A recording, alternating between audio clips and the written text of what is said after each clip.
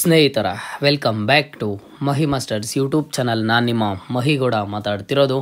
ಇವತ್ತಿನ ಈ ವಿಡಿಯೋದಲ್ಲಿ ಸಾಕಷ್ಟು PGCET 2025 ಸ್ಟೂಡೆಂಟ್ಸು ನಮ್ಮ ಆಪ್ಷನ್ ಎಂಟ್ರಿ ಸ್ಟಾರ್ಟ್ ಆಗೋದು ಇನ್ನೂ ಎಷ್ಟು ದಿನ ಆಗುತ್ತೆ, ಇನ್ನೂ ಡಿಲೇ ಆಗುತ್ತಾ ಏನು ಅಂತ ಕೇಳ್ತಿದ್ದಾರೆ. ಇದ್ರ ಬಗ್ಗೆ ಒಂದು ಅಪ್ಡೇಟನ್ನು ತಿಳಿಸ್ಕೊಡ್ತೀನಿ. ಆ್ಯಂಡ್ ಹಾಗೇನು ಸಾಕಷ್ಟು ಸ್ಟೂಡೆಂಟ್ಸು ಒನ್ಸ್ ನಮ್ಮ ಒಂದು ಕೌನ್ಸ್ಲಿಂಗ್ ಸ್ಟಾರ್ಟ್ ಆಗಿದ್ದ ಆದಮೇಲೆ ಕಂಪ್ಲೀಟ್ ಆಗೋದಕ್ಕೆ ಎಷ್ಟು ದಿನ ಟೈಮ್ ತಗೊಳುತ್ತೆ ಅಂತ ಕೇಳ್ತಿದ್ದಾರೆ. ಅಂದರೆ ಎಷ್ಟು ಮಂತ್ಸ್ ಆಗುತ್ತೆ, first round, second round, third round complete ಆಗೋದಕ್ಕೆ ಎಷ್ಟು ಮಂತ್ಸ್ ಆಗುತ್ತೆ ಅಂತ ಸ್ಟೂಡೆಂಟ್ಸು ಕೇಳ್ತಿರೋವಂಥದ್ದು. ಇವತ್ತಿನ ಈ ವಿಡಿಯೋದಲ್ಲಿ ಸಂಪೂರ್ಣವಾದ ಮಾಹಿತಿಯನ್ನು ಕೊಡ್ತೀನಿ ನಿಮ್ಮ ಒಂದು PGCET 2025 ಕೌನ್ಸ್ಲಿಂಗ್ ಕುರಿತು. ಸೊ ವಿಡಿಯೋ ಖಂಡಿತವಾಗ್ಲೂ ಇಂಫಾರ್ಮೇಟಿವ್ ಆಗಿರುತ್ತೆ.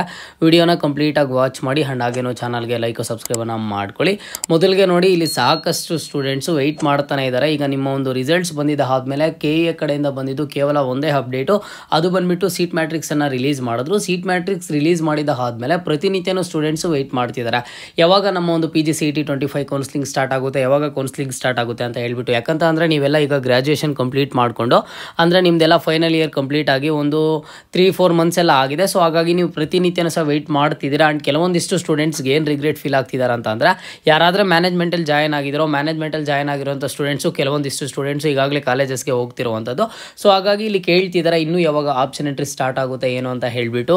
ನೋಡಿ, ಈ ವರ್ಷನೇ ಅಲ್ಲ, ಪ್ರತಿ ವರ್ಷವೂ ಸಹ PGCET ಇದು ಕೌನ್ಸ್ಲಿಂಗ್ ಸ್ಟಾರ್ಟ್ ಆಗುವಂಥದ್ದು ಸ್ವಲ್ಪ ಲೇಟಾಗಿ ಸ್ಟಾರ್ಟ್ ಆಗುತ್ತೆ. ಈಗ KE ಕಡೆಯಿಂದ ನಡೆಸ್ಕೊಡುವಂಥ ಕೌನ್ಸ್ಲಿಂಗ್ ಆಗಿರೋದ್ರಿಂದ KCET ವಿದ್ಯಾರ್ಥಿಗಳಿಗೆ, ನೀಟ್ ವಿದ್ಯಾರ್ಥಿಗಳಿಗೆ ಇಷ್ಟು ದಿನ ಕೌನ್ಸ್ಲಿಂಗ್ ನಡೀತಿತ್ತು.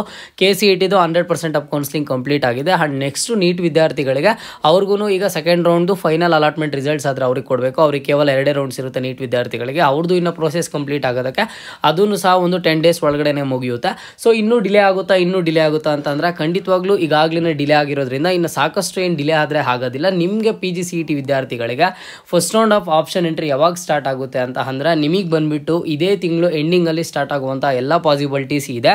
ಜೊತೆಗೇನು ಅಂತ ಅಂದರೆ, KEಗೆ ಕಾಂಟ್ಯಾಕ್ಟ್ ಮಾಡಿದಾಗ, ಅವರ ಒಂದು ಹೆಲ್ಪ್ಲೈನ್ ನಂಬರ್ಸ್ಗೆ ಫೋನ್ ಮಾಡಿದಾಗ, ಇವಾಗ ಒಂದು ನೀವು 10 to 20 ಸ್ಟೂಡೆಂಟ್ಸು ಹೆಲ್ಪ್ಲೈನ್ ನಂಬರ್ಸಿಗೆ ಫೋನ್ ಮಾಡಿದ್ದೀರಾ ಅಂತ ಅಂದರೆ 1 or 2 ಮೆಂಬರ್ಸ್ ಅಷ್ಟೇ ರಿಸೀವ್ ಮಾಡ್ತಾರೆ. ಆ ರಿಸೀವ್ ಮಾಡಿರುವಂಥ ಕಾಲ್ಸಲ್ಲಿ ಏನು ಹೇಳ್ತಿದ್ದಾರೆ ಅಂತ ಅಂದರೆ, ಇದೇ ತಿಂಗಳು ಎಂಡಿಂಗಲ್ಲಿ ಬಂದುಬಿಟ್ಟು PGCET 2025 ಕೌನ್ಸ್ಲಿಂಗನ್ನು ಸ್ಟಾರ್ಟ್ ಮಾಡ್ತೀವಿ ಅಂತ ಹೇಳಿದ್ದಾರೆ. ಸೊ ಹಾಗಾಗಿ ನೀವು ಸ್ವಲ್ಪ ವೆಯ್ಟ್ ಮಾಡಲೇಬೇಕು. ನೆಕ್ಸ್ಟ್ ಇನ್ನು ಫರ್ದರ್ ಏನು ಅಪ್ಡೇಟ್ ಇರುತ್ತೆ ಅಂತ ಅಂದರೆ, ಈಗೇನಾದರೂ ಕೆಲವೊಂದಿಷ್ಟು ಕಾಲೇಜಸ್ಸು, ಕೆಲವೊಂದಿಷ್ಟು ಸೀಟ್ಸ್ ಏನಾದರೂ ಆ್ಯಡ್ ಆಗಿದ್ರೆ ಹೊಸದಾಗಿ ಬಂದುಬಿಟ್ಟು ನಿಮಗೆ ಮತ್ತೆ ಒಂದು ಸೀಟ್ ಮ್ಯಾಟ್ರಿಕ್ಸನ್ನು ರಿಲೀಸ್ ಮಾಡ್ತಾರೆ. ಅದಾದಮೇಲೆ ನೆಕ್ಸ್ಟು ಫೀಸ್ ಸ್ಟ್ರಕ್ಚರನ್ನು ರಿಲೀಸ್ ಮಾಡ್ತಾರೆ, ಎಷ್ಟು ಫೀಸ್ ಇರುತ್ತೆ ಏನು ಅಂತ ಹೇಳಿಬಿಟ್ಟು. ಆ್ಯಂಡ್ ನೆಕ್ಸ್ಟು ಅದಾದಮೇಲೆ ಕಂಪ್ಲೀಟ್ಲಿ ಫಸ್ಟ್ ರೌಂಡ್ದು ಫುಲ್ ಸ್ಕೆಡ್ಯೂಲನ್ನು ಕೊಡ್ತಾರೆ. ಆ ಫುಲ್ ಸ್ಕೆಡ್ಯೂಲನ್ನು ನೀವು ನೋಡ್ಕೋಬೋದು ಆಗಿರುತ್ತೆ, ಓಕೆನಾ.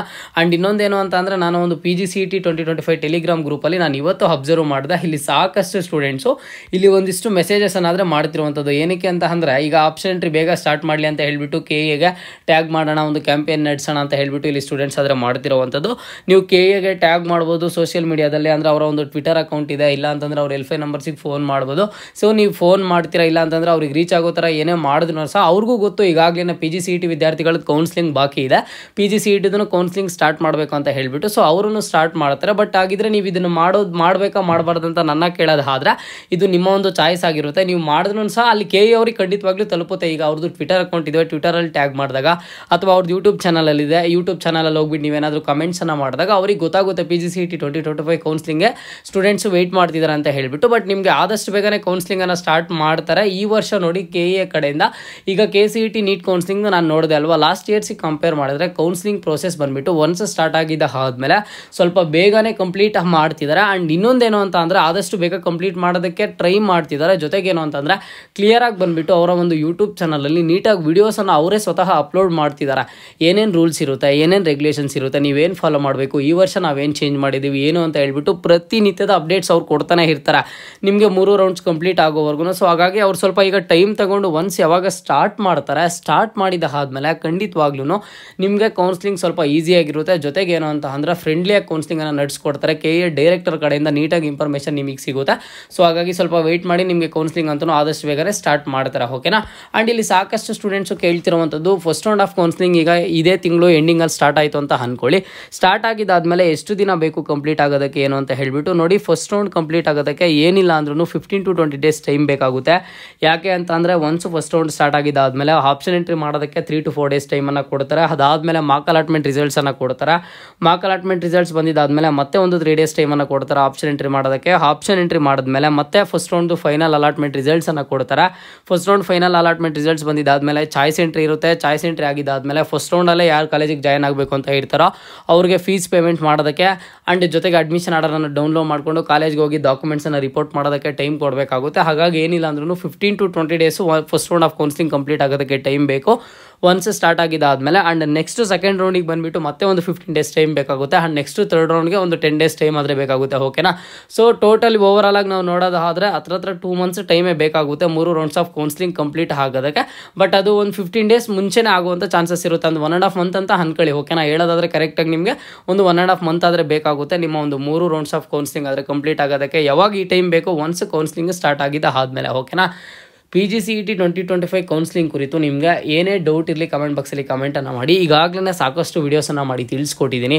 ನಿಮ್ಮದು ರ್ಯಾಂಕಿಂಗ್ ಜಾಸ್ತಿ ಇದ್ದರೆ ಏನು ಮಾಡಬೇಕು, ನಿಮಗೆ ನೆಕ್ಸ್ಟ್ ಪ್ರೊಸೀಜರ್ ಏನಿರುತ್ತೆ ಏನು ಅಂತ ಹೇಳಿಬಿಟ್ಟು ಒನ್ಸ್ ಕೌನ್ಸಿಲಿಂಗ್ ಸ್ಟಾರ್ಟ್ ಆಗಿದ್ದ ಆದಮೇಲೆ ಆಪ್ಷನ್ ಎಂಟ್ರಿ ಯಾವ ರೀತಿ ಮಾಡಬೇಕು, ಫೀಸನ್ನು ಯಾವ ರೀತಿ ಪೇ ಮಾಡಬೇಕು, ಚಾಯ್ಸ್ ಎಂಟ್ರಿ ಅಂದರೆ ಏನು, ಚಾಯ್ಸ್ ಎಂಟ್ರಿ ಯಾವ ರೀತಿ ಡಿಸಿಷನನ್ನು ತಗೋಬೇಕು, ನೆಕ್ಸ್ಟ್ ರೌಂಡಿಗೆ ಹೋದರೆ ಏನು ಬೆನಿಫಿಟು, ಫಸ್ಟ್ ರೌಂಡಲ್ಲೇ ಅಡ್ಮಿಷನ್ ತಗೋಬೇಕಾ, ಸೆಕೆಂಡ್ ರೌಂಡಲ್ಲಿ ತಗೋಬೇಕಾ, ಏನೇನೆಲ್ಲ ಅಡ್ವಾಂಟೇಜಸ್ಸು ಏನೇನೆಲ್ಲ ಡಿಸ್ಅಡ್ವಾಂಟೇಜಸ್ಸು, KA ಕಡೆಯಿಂದ ಪ್ರತಿಯೊಂದು ರೂಲ್ಸು ಸೀಕ್ರೆಟ್ ಟ್ರಿಕ್ಸು ಎಲ್ಲನೂ ಹೇಳ್ಕೊಡ್ತೀನಿ. ಸೊ ಹಾಗಾಗಿ ಚಾನಲ್ಗೆ ಈಗಲೇ ಲೈಕ್ ಸಬ್ಸ್ಕ್ರೈಬನ್ನು ಮಾಡ್ಕೊಳ್ಳಿ.